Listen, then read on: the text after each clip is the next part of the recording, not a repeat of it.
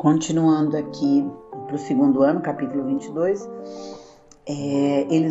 página 47, o Chile. Não é importante assim, se vocês não quiserem nem abrir a apostila, né? A gente volta a falar, mas é bem pouquinho o ano que vem, né? A revisão, porque se falar do jeito que tá longa aqui, precisa de 3 anos para revisão. Em 1990, o general Augusto Pinochet passou o poder para o democrata Patrício Aylwin, né? Ele se manteve no comando do exército. O Augusto Pinochet foi terrível. Se a gente já falou da ditadura aqui no Brasil, lá no Chile a coisa foi muito feia, tá? Em 1998 ele exerceu a função de senador vitalício, renunciando ao cargo logo em seguida, porque ele tinha problemas de saúde, já era velho também, né? E porque havia uma pressão da sociedade internacional para que ele fosse julgado de crimes contra os direitos civis cometidos por ele durante o governo dele. Em 2004, ele foi acusado de manter contas secretas no exterior. A situação se agravou ainda mais porque houve denúncias do ex-chefe da polícia secreta, provaram que o enriquecimento do Augusto Pinochet era ilícito e que aconteceu durante todo o período da ditadura, né? Aí ele foi morar lá fora do Brasil, do Chile, mas ele faleceu em dezembro de 2006, né? Aí o Ricardo Lagos, que assumiu no ano 2000, rompeu definitivamente a hegemonia dos governos ditatoriais. Ele pertencia às forças socialistas mesmo, né? A mudança do comportamento político dele possibilitou a prisão de 12 militares. Em 2002, o envolvimento no assassinato de um líder sindical que ocorreu ainda na época do governo do Augusto Pinochet, então trouxe à baila essa bagunça toda, né? Em 2006, a Michelle Bachelet assumiu a presidência. Ela pautou o seu governo no princípio da igualdade, distribuiu por conta disso cargos públicos de forma proporcional para homens e mulheres. Ela se deparou com a primeira crise política quando os estudantes secundaristas e a Central Geral dos Trabalhadores realizaram em 2007 muitas manifestações, né, falando do rumo da política no governo do Chile. Naquela época, o Peru lançou uma simulação de um mapa oficial que incorporava o território ao território deles, né, uma área de 35 mil quilômetros quadrados do Oceano Pacífico, que era reivindicado pelo Chile, né, que foi desde a Guerra do Pacífico. Uma confusão, tá? O governo da Bolívia também reclamou, né, o direito a esse pedaço. Que confusão. Em 2008, a Aliança pelo Chile, coalizão de direita, obteve um grande triunfo ao assumir a prefeitura de Santiago, expandiu o poder por várias regiões, né, e fortaleceu todos os laços, né, que eram necessários. A Michelle Bachelet foi reeleita entre o período de 2014 a 2018. Ela realizou uma série de reformas, né, muitas delas ainda tentando lidar com o legado da ditadura do Augusto Pinochet. Ela foi apontada pelo Alto Comissariado dos Direitos Humanos das Organizações das Nações Unidas, né? Como uma mulher que luta pelos direitos humanos, né? Ela é muito lindinha mesmo, né? Nas eleições de 2017, o Sebastián Piñera, ele voltou para a presidência para um novo mandato, mas aí ocorreu uma baguncinha, né? E o Alejandro Gullier, com 54,57% dos votos, consolidou a guinada de direita para essa época, né? Aí depois a gente tem, falando na Bolívia, né? O presidente, o Evo Morales, foi o primeiro presidente de origem indígena, né? A principal ação do governo dele foi iniciar um processo para reverter as privatizações que foram realizadas nos anos de 1990, recuperando toda a posse e controle das terras e reservas de gás e petróleo do país, né? Principalmente para as nações indígenas, que havia lá. Hugo Chávez, na Venezuela, ele promoveu a elaboração de uma nova Constituição. Ele mudou o nome do país para a República Bolivariana da Venezuela, proclamou o início da Revolução Bolivariana, fez forte oposição ao imperialismo norte-americano, né? Ele defendia o pan-americanismo, vocês sabem que não era grande coisa, né? E aí na apostila fala da história da Bolívia durante todo esse tempo, né? E depois fala também bastante coisas a respeito da Venezuela, que era como eu estava falando agora há pouco, né? Aí, deixa eu ver aqui. O Evo Morales, como eu não estava lendo, aí embananou tudo aqui. Vocês sabem que a Bolívia tem, assim, ela possui muitos recursos naturais, né? Que vários países desejam, né? E para eles poderem viver especificamente com um pouquinho de tranquilidade, é só mesmo no meio de muita briga, tá? No Uruguai, a Guerra do Paraguai, né, que a gente falou lá no governo, né, do imperador Dom Pedro II, ela favoreceu o crescimento econômico, né, do Paraguai depois que a guerra acabou. No século XIX, mais de 100 mil imigrantes entraram na região. Montevidéu se tornou um grande centro portuário, né, escoava todos os produtos para os países vizinhos. No início do século XX, a região foi governada por uma pessoa responsável por introduzir grandes reformas políticas no país. Depois tivemos a crise do pós-guerra, né? Aí, com a crise do pós-guerra, a maioria dos países tiveram que se reinventar.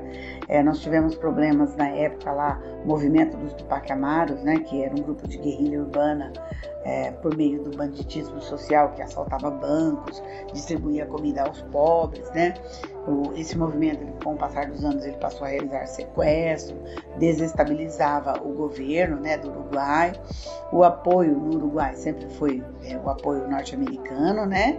Eles sempre vivenciaram assim como o Brasil e a maioria dos países sempre vivenciaram várias crises políticas, sociais e econômicas, né?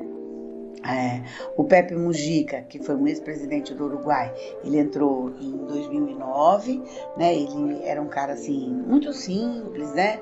De origem rural, já tinha sido deputado, ministro e tarará.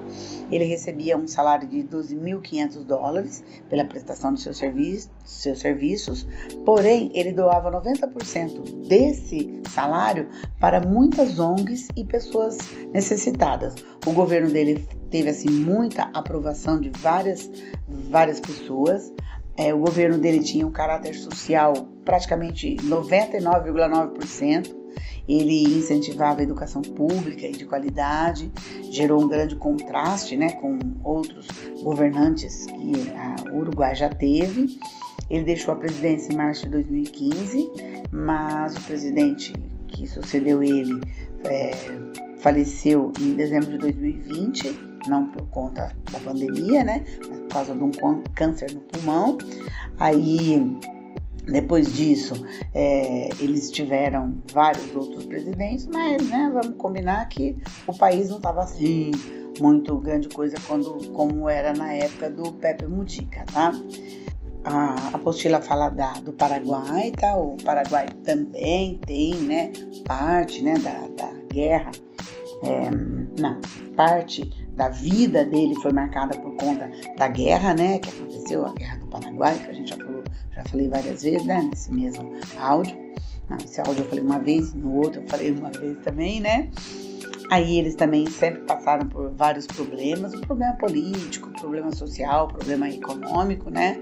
E o Paraguai teve um governo do Alfredo Stroessner, né, não era assim um governo maravilhoso, né, foram várias ditaduras, né, desde 1937 eles tiveram governos muito difíceis, período da ditadura, né, no auge da Guerra Fria, governo Médici, né, foi meio que igualado com o governo do Alfredo Stroessner, né, lá no Paraguai. Eles participaram da Operação Condor, que é aquele nome dado por uma série de ações coordenadas com o intuito de vigiar, perseguir e eliminar todos os opositores do regime militar, né, chamado da época do Cone Sul. E aí o que vai acontecer? O Paraguai sempre vai passar por vários problemas econômicos, sociais e políticos, né? Que mais? Mas de todos eles, né? A Venezuela, de todos os países, né? Aí na página 52 fala da Venezuela. No início do século XX, ela foi marcada por uma série de constantes governos ditatoriais, né? Muitas guerras civis, né? Aí no ano de 1945, o clima do pós-guerra encerrou esse período ditatorial. Em 69, várias reviravoltas políticas, o país foi pacificado com o governo do Caldeira, né? Então, o sucessor do Caldeira foi Andrés Pérez, também Partido Democrático, e o país recebeu assim uma economia fortificada. A consequência que ele tinha a alta do petróleo, né, que aconteceu no período dos anos 70, e aí em 1989 eles queriam legitimar o poder do país. Aí o Pérez vai retornar, mas a proposta econômica dele era bastante rígida, então vai ter um probleminha.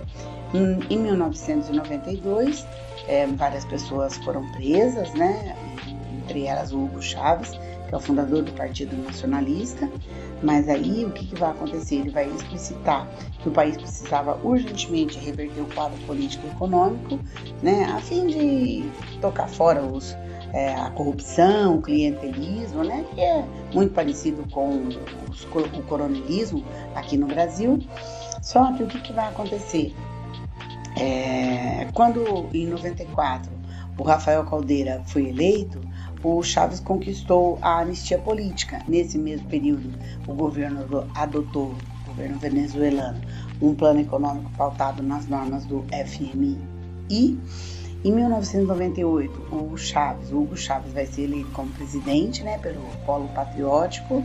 E aí o que vai acontecer? Ele vai mudar o nome, né, para a República Bolivariana da Venezuela, em alusão a uma figura do Simão Bolívar, que a gente também já falou, né? A Constituição, durante o governo do Hugo Chávez, vai eliminar o Senado e vai instituir um parlamento unicameral, né? Uma única câmara, né? Vai estabelecer o mandato do presidente para 6 anos, com direito à reeleição. E o ponto mais polêmico desse período, né, que vai colocar o petróleo como monopólio estatal. Aí o que vai acontecer? Ele vai ter assim total poder, o Hugo Chávez, né? Vai construir casas populares visando a melhoria do país, né? Vai se opor terminantemente aos Estados Unidos. E aí em 2002 ele vai anunciar uma série de leis de desapropriação de latifúndios, vai estatizar o direito à pesca e sobretaxar a exploração do petróleo, né? E aí o que vai acontecer? Muitas greves vão assolar o país, né? O país vai sofrer bastante com essa reação. Aí vai ter uma reação, né, desejando a deposição do Hugo Chávez. Vai ser muito forte, mas ele continuava pleno, né, lá no seu governo. As manifestações vão tomar o país inteiro. Em 2004, para evitar que uma tragédia acontecesse, né, a Organização dos Estados Americanos, a OEA, vai promover um diálogo entre ele e a oposição, e ele vai continuar no governo, né? Daí o que vai acontecer? Em 2006 o governo vai passar a controlar 32 campos de petróleo, né? E aí o Brasil vai estar no apoio à gestão do Hugo Chávez, né? A Venezuela vai ingressar no Mercosul e o Hugo Chávez vai afrontar nesse momento os Estados Unidos, vai assinar um acordo com a Federação Russa e aí a coisa só piora, né? Vocês estão observando, né? Porque ele era um homem muito complicado, né? Ele vai ser reeleito na época, né, com mais de 60% dos votos. Todo mundo sabe que tinha muita fraude no governo dele, né? E em 2012 ele vai concorrer novamente à eleição, vai ser eleito, só que apesar de estar doente, né, que ele estava passando por um câncer, ele vai sair vitorioso, só que devido à doença, ele vai falecer em 2013, e aí, né, o Nicolás Maduro vai entrar para governar e vai continuar aquele governo dele bem complicado, né? Que a gente já falou, muitos venezuelanos vieram, migraram, né? Entraram de forma boa, de forma incorreta, de forma correta no Brasil. A Venezuela era um problema e é um problema, né? Depois a gente tem na página 54 falando da Colômbia. A Colômbia, ela já é um negocinho mais complicado, porque o que faz, assim, a história da Colômbia está ligada às Forças Armadas Revolucionárias, as FARC, né? Elas foram formadas no ano de 1964, sob a liderança de Manuel Marulanda, que é o codinome de Pedro Antônio Marim. As FARC vão manter diversas pessoas como prisioneiras, entre elas a ex-candidata à presidência da República da Colômbia. Eles vão tocar o terror na vida das pessoas, né?